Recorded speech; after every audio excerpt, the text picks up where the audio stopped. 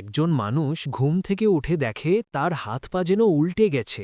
এমন অদ্ভুত ঘটনা দেখে সে ভয়ে চিৎকার করে ওঠে। প্রথমে সে ভাবল এটা হয়তো স্বপ্ন, তাই আবার শুয়ে পড়ল। কিন্তু পায়ের দুর্গন্ধে ঘুমানো সম্ভব হল না। সে খুব ভয় পেয়ে গেল। তবে শুনেছিল যে যাদের সুরক্ষা থাকে তারা ক্ষতি পায় না।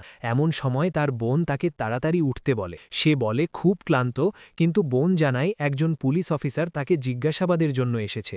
নিজের অদ্ভুত অবস্থা লুকাতে সে অসুস্থতার অজুহাত দেয়, কিন্তু বোন বলে পুলিশকে উপরে নিয়ে আসবে। বোন চলে যেতেই সে দ্রুত জুতো পরে লুকানোর জায়গা খুঁজতে থাকে, কারণ এই অবস্থায় কেউ দেখলে তাকে পরীক্ষার জন্য ধরে নিয়ে যেতে পারে।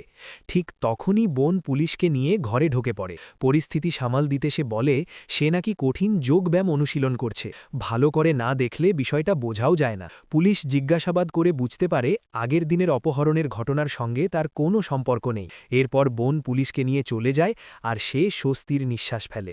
কিন্তু হঠাৎ দেখা যায় পুলিশ তার টুপি ঘরে ফেলে গেছে। টুপি নিতে আবার ফিরে এলে সে ভয় পেয়ে দেয়ালে ঠেস দিয়ে দাঁড়ায়। সৌভাগ্যবশত পুলিশ কিছুই বুঝতে পারে না, আর সে বিপদ থেকে বেঁচে যায়। হঠাৎ বিপদ এলে মানুষ প্রায়ই দিশেহারা হয়ে যায়, কিন্তু ঠান্ডা মাথায় পরিস্থিতি সামলাতে পারলে কঠিন সমস্যাও এড়িয়ে যাওয়া সম্ভব।